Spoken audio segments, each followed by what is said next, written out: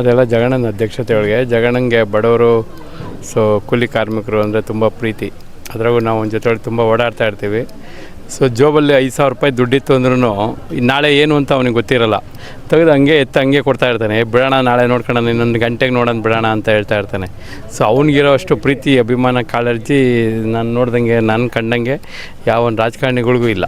ಸುಮ್ಮನೆ ಶೋಪಿಗೆ ಕೊಟ್ಕೊಂಡು ಓಡಾಡ್ತಾ ಇರ್ತಾರೆ. ಬಟ್ ಅವನು ಹಂಗಿಲ್ಲ. ಸುಮ್ಮನೆ ಪಕ್ಕದಾಗ ಏನೋ ಇದ್ದರು ಅಂದರೆ ಕಾರ್ ಇಳಿತಾನೆ, ತೆಗೆದುಕೊಟ್ಟು ಸುಮ್ಮನೆ ಮುಂದಕ್ಕೆ ಹೋಗ್ತಾ ಇರ್ತಾನೆ. ಆ ಥರ ಅವನಿಗೆ ತುಂಬ ಅಭಿಮಾನ ಬಡಬಗ್ಗರು ಕಂಡ್ರೆ. ಜಗಣ್ಣಂದು ಅಧ್ಯಕ್ಷತೆ ಒಳಗೆ ಇದೆಲ್ಲ ನಡೀತಾ ಇರೋದು. ಅಂತಾರಾಷ್ಟ್ರೀಯ ಮಟ್ಟದಲ್ಲಿ ಒಬ್ಬ ಉತ್ತಮ ಕ್ರೀಡಾಪಟುವಾಗಿ ಬೆಳೆಯಬೇಕಾಗಿತ್ತು. ಅವರು ವಿಧಿ ಜೀವನದಲ್ಲಿ ಆಟ ಆಡ್ಬಿಡ್ತು. ಏನು ಹೇಳ್ತೀರಾ ಈ ವಿಚಾರವಾಗಿ?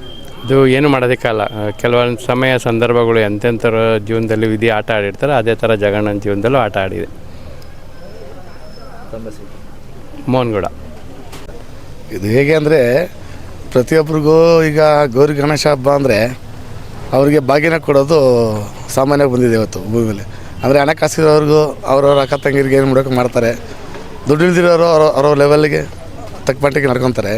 ಇವತ್ತು ನೆಲಮಂಗಲ ಪೂರ್ತಿ ಯಾವುದೇ ಒಂದು ಭಾನುವಾರ ಅಂತೂ ಸಹ ನೋಡಿದೆ, ಒಂದು ಅಧಿಕಾರಿಗಳ ಸೂಚನೆ ಮೇರೆಗೆ ನೆಲಮಂಗಲನ ಬಂದು ಶುದ್ಧ ಮಾಡ್ಕೊಂಡೇ ಬರ್ತಾ ಇರ್ತಾರೆ. ಅವ್ರನ್ನ ಬಂದು ಇವತ್ತರೆಗೂ ಯಾರು ಮನೆ ತೊಟ್ಟು ಗುರುತಿಸೋಲ್ಲ. ಇವತ್ತು ಅವ್ರಿಲ್ಲ ಅಂದರೆ ನೆಲಮಂಗಲ ಶುದ್ಧಿನೇ ಇಲ್ಲ. ಹಂಗಾಗಿ ನಾವೊಂದು 7 ವರ್ಷದಿಂದ ಇದನ್ನ ಮಾಡ್ಕೊಂಬರ್ತಾಯಿದ್ದೀವಿ.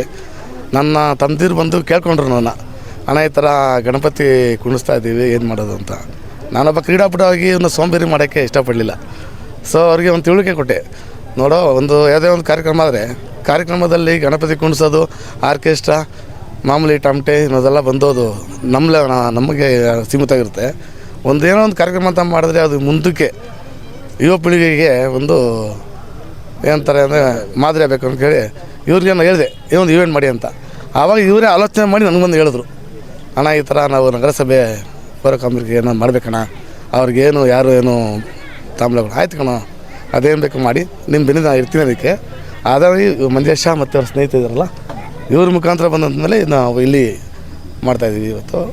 ಮುಂಚೆ ಎಲ್ಲ ಬಂದು ನಮ್ಮ ಅಲ್ಲಿ ಜಯದೇವ ಹಾಸ್ಟೆಲ್ ಆ ಕಡೆ ಎಲ್ಲ ಮಾಡ್ತಾಯಿದ್ವಿ. ಆ ಕಡೆ ಸ್ವಲ್ಪ ಇವಾಗ ಅಷ್ಟೊಂದು ಏನು ಇಂಪ್ರೂವ್ಮೆಂಟ್ಸ್ ಕಾಣ್ತಾ ಇಲ್ಲ.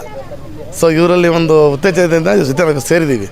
ಇನ್ನೂ ಒಳ್ಳೆಯವ್ರಿಗೆ ವಿಘ್ನೇಶ್ವರ ಬಲ ತುಂಬಲಿ, ಇಂಥ 1,000 ಜನಕ್ಕೆ ಇವರು ನಾಂದಿ ಆಗೋ ಥರ ನಿಲ್ಲಿ ಅಂತ ನಾನು ಕೇಳುವಂತೆ.